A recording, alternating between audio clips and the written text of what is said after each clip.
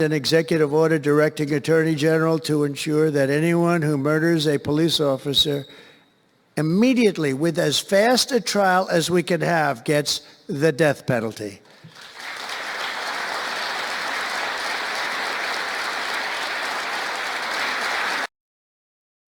Now, as you can imagine, even on Twitter, that statement was extremely polarized. It's along political lines where people on the left cannot conceive what's happening, what he just said, while people on the right are cheering him on. And in this video, I'm not going to analyze whether what he said has a point or not, but I want to analyze how did we get here.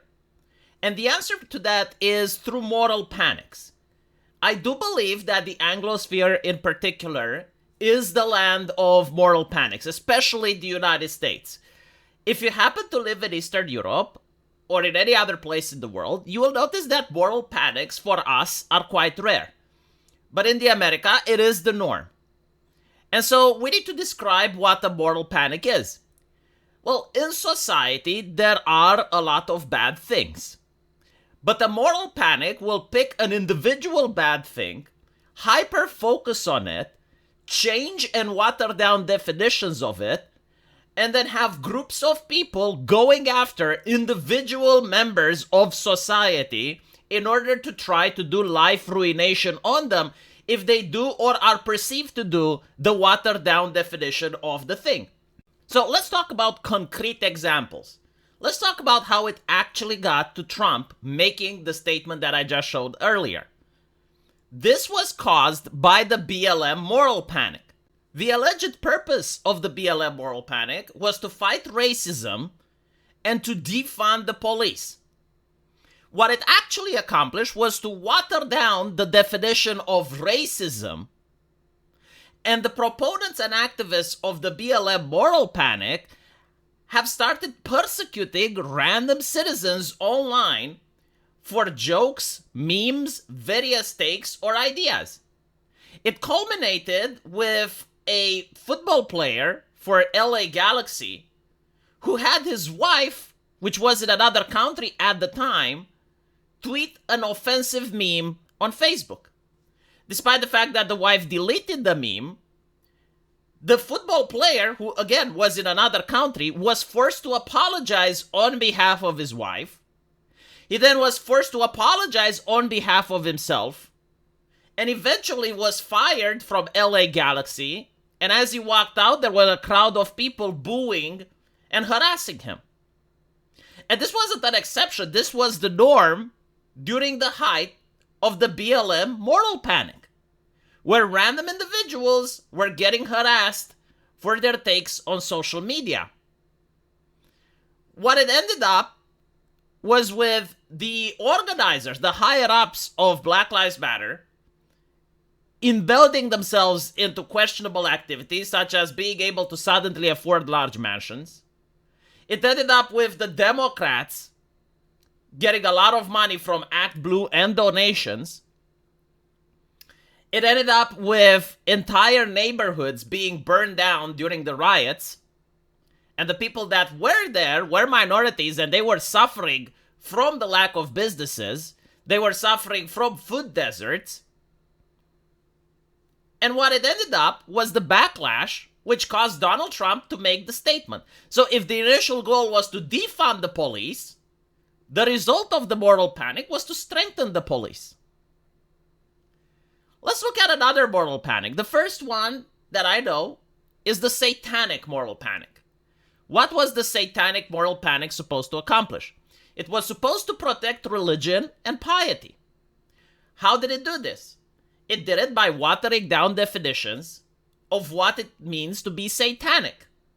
All of a sudden, heavy metal music was labeled as satanic, Dungeons and Dragons was labeled as satanic, anime was labeled as satanic.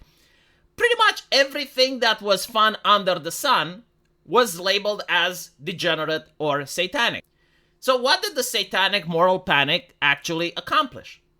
It accomplished the creation of the atheist movement. It accomplished getting Obama elected, and religion was suppressed for decades, and it still hasn't recovered to the point where it was before the satanic moral panic. Let's look at another moral panic. Feminism. Feminism was supposed to empower women. It led to the watering down of definitions of what it is to be called a misogynist. It ended up with respectable news networks giving airtime to stuff as air conditioning is sexist. It ended up with creating a lot of the censorship that we get to see now on the internet. The Trust and Safety Council was literally a byproduct of feminism. And what did it actually accomplish? Did it actually empower women? Well, it ended up with the rise of the gender abolitionist movement. It ended up with transgender people that were now able to compete in women's sports, that were able to enter women's shelter and even women's prisons. It ended up with CEOs refusing to mentor women due to the worry of being Me Too'd. In other words, if you have a culture where the mere accusation without any sort of proof is enough to ruin the career of a man, then men are going to defend themselves by simply limiting the interactions with women at the office, and a lot of women were upset about this change. And so yet again we notice that the moral panic not only fails to protect the subject matter that it tries to protect, but it actually ends up making it worse. J.K. Rowling, for instance, which was a strong supporter of third-wave feminism, was horrified by the change of culture which she herself has helped create. Another example of a moral panic is the transphobia moral panic. So the transphobia moral panic was supposed to prevent trans people from having really high suicide rates. And it did so by watering down the definition of what it is to be transphobic. All of a sudden, playing a video game like Hogwarts Legacy was considered transphobic. Because by buying the game, you are funding J.K. Rowling, which is advocating, according to the activist, for a trans genocide. Not wanting to suck her penis was also transphobic. A lot of articles came up saying that a man that doesn't want to have sex with a woman once they find out that she is transphobic. So what did the transphobia moral panic accomplish? Removal of pronouns from government emails, a ban on trans women from competing in women's sports, so on and so forth. Again, what we notice is that the subject that the moral panic is supposed to benefit from the moral panic is actually ending up losing. And so who benefits from a moral panic? Well, the number one beneficiary is the media.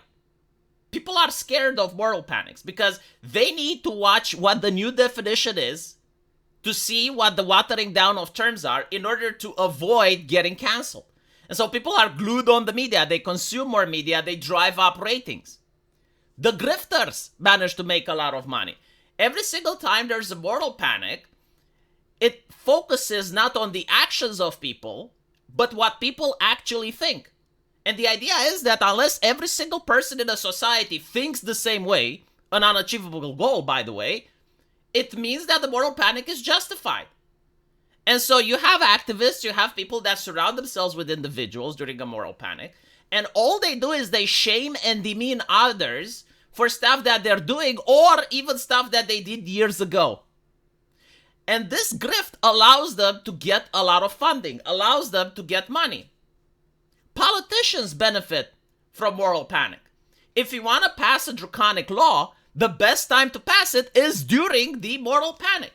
You're passing the law that, well, allegedly benefits the subject of the moral panic, when in reality it's just a draconic law that will be used even after the moral panic is over. The Patriot Act is one of the best examples of this.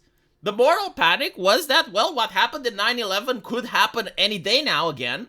And so they passed the Patriot Act, and on top of that, they decided to strengthen the airport security, created new agencies, which exist even to this day. And so I don't know what the next moral panic is going to be, but I hope it's not going to try to protect something that I care about, because looking at the previous pattern, whatever it's going to try to protect, it's going to do it by watering down definitions, attacking innocent people, and then getting the big chunk of the population, the moderates, to create such a strong backlash that the thing that they were trying to protect is now even less protected than it was before.